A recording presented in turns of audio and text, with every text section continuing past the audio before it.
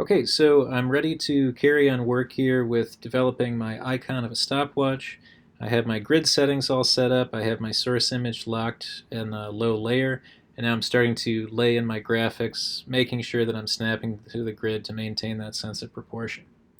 Okay, if I head up to my layers window and hit this little caret, I'll start to see the different components that occupy this layer. So far there's just one ellipse sitting there, and if I want, I can just toggle on and off individual elements, or in fact whole layers at a time, and that'll get convenient as this design starts to get more complex. I'm targeting layer 2, that's where I want my drawings to land, and I'm trying to kind of avoid using contour lines, which I think can be sort of a little lazy and not very good looking when trying to craft icons. But as with everything, if you find a way to make it look good, make a case for it, and more power to you. Okay, so next up, why don't we get in here and sort of make a little white area. I've already demonstrated that these two dark grid lines are right in the center of the graphic I'm starting to produce.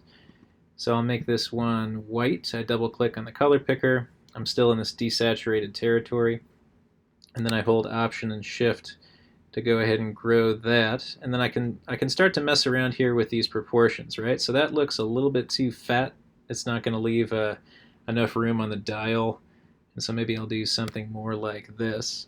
Those of you that have worked in Illustrator before may say, why aren't you using a compound curve? And later, when I want to drop a background color, or rather a compound shape, if I want to drop a background color behind this, I don't want it to show through in any holes that I've cut in the graphic. If this doesn't sound familiar to you, don't even worry about it. Okay, so we got this thing coming along, and then I can toggle this label on and off. I can see that I'll probably want to have some kind of circle here at the middle.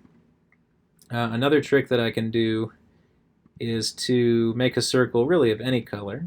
So let's say it's black. And I'm going to hold down Shift here.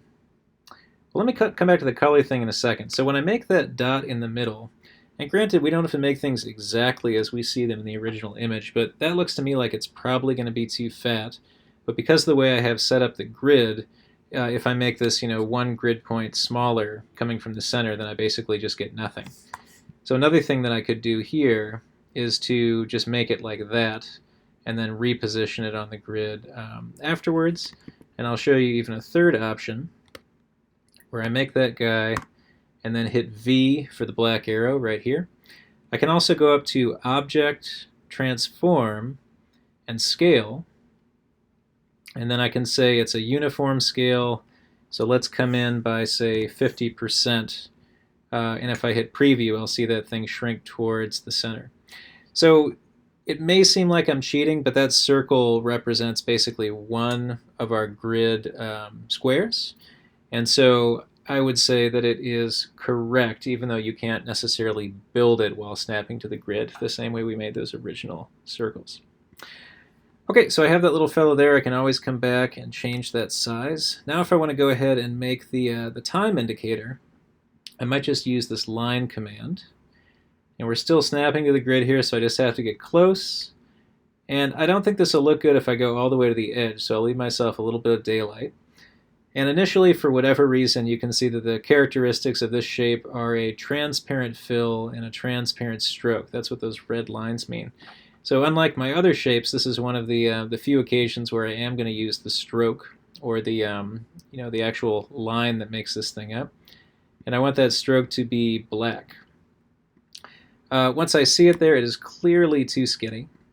And so now I can head up to Stroke in this contextual menu up here at the top and then start bumping that up. So I'll just do that until I feel like it's visually consistent. If I get big enough, it's going to kind of blow out my circle at the bottom, which might actually be interesting. It could be that we just roll with this and have no circle at all.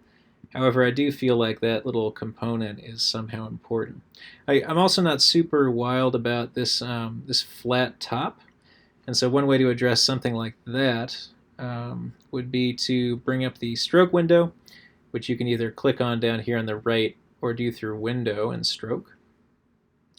And in addition to the stroke weight, which we made 5 pixels up here in the upper left, we can also mess around with the caps in the corners. So if I switch to this, now I'll get this nice little rounded cap that might look a little more elegant. If you're having some trouble figuring out how your graphic is looking because the grid lines are shown, we can toggle those on and off by hitting Command apostrophe to toggle that back and forth. And if you have trouble remembering hotkeys, you can also always go up to View and toggle hide grid and show grid on and off, and it tells you right there Command apostrophe is the hotkey. So I'll toggle that off, and then click out here with the black arrow somewhere in random territory just to kind of see how my graphic's coming along, and maybe hide the background image to get a sense. So that's a start. It's not looking exactly how I want it, but I think I want to flesh in all these major pieces before we start going back and deciding where to make our edits.